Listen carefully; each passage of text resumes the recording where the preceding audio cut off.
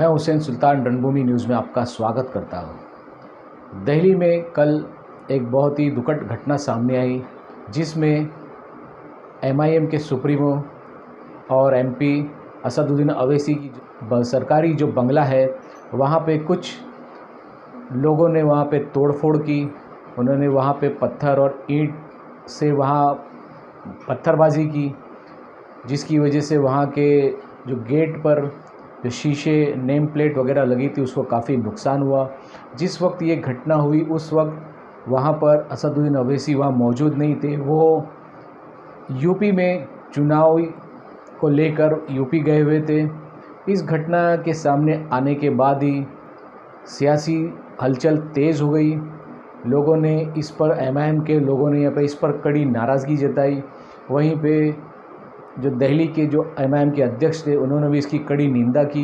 उसके अलावा धुलिया के आमदार फारूक शाह ने भी इसका ऊपर कड़ा निषेध जताया और कार्रवाई की मांग की। उसके अलावा थाना से सटे मुमरा में भी यहाँ पे इसका कड़ा विरोध किया गया।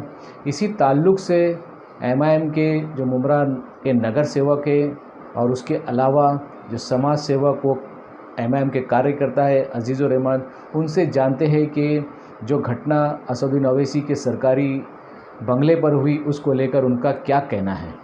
इसी तरह की और भी खबरें जानने के लिए देखते रहिए रणभूमि न्यूज़। मैं हुसैन सुल्तान रणभूमि न्यूज़ से अलविदा लेता हूँ। फिर एक नई खबर के साथ मैं आपके सामने हाजिर होऊंगा।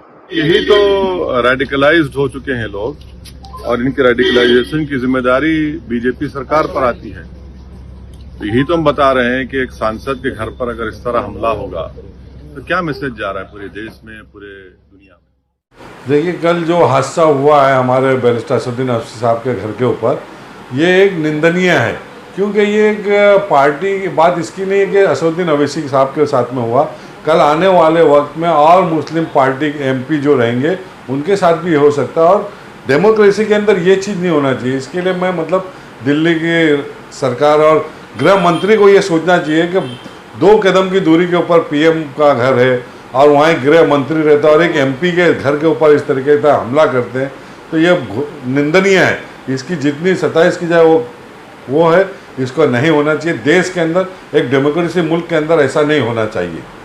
बिल्कुल बिल्कुल, बस उनसे 10 कदम की दूरी पे वहाँ पे एक पुलिस स्टेशन है।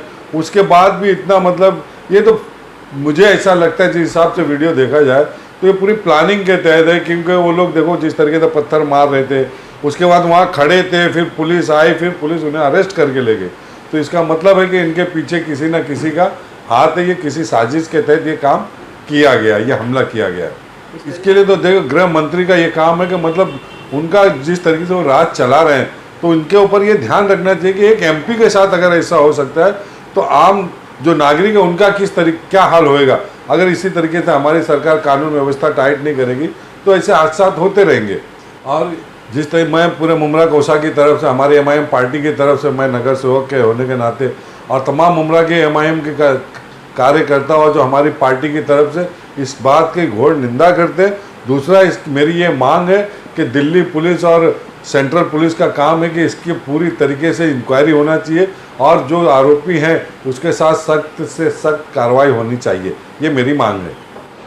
कल की जो घटना दिल्ली में घटी गई उसके बारे में ये कहना है कि जहाँ उनका मकान था वो वीआईपी जोन में था और जो शरपसंद अनासिर वीआईपी की सिक्योरिटी एरिया की सिक्योरिटी तोड़ के और इस तरह की वारदात अंजाम देते हैं, तो दिल्ली पुलिस एडमिनिस्ट्रेशन जो सेंट्रल के मातहत है, ये तमाम शक के दायरे में आते हैं कि फ्यूचर में कोई भी हादसे बड़े हो सकते हैं और कोई भी ऐसी घटना घट सकती है। जब वीआईपी एरिया सेफ नहीं है तो आम आदमी के जनजीवन के हालात कैसे होंगे ये आप समझ सकते हैं। देखिए, जो हमारे प्रेसिडेंट हैं उनकी स्पीच की सराहना पार्लियामेंट करता है, बेस्ट पार्लियामेंट का अवार्ड है उनको।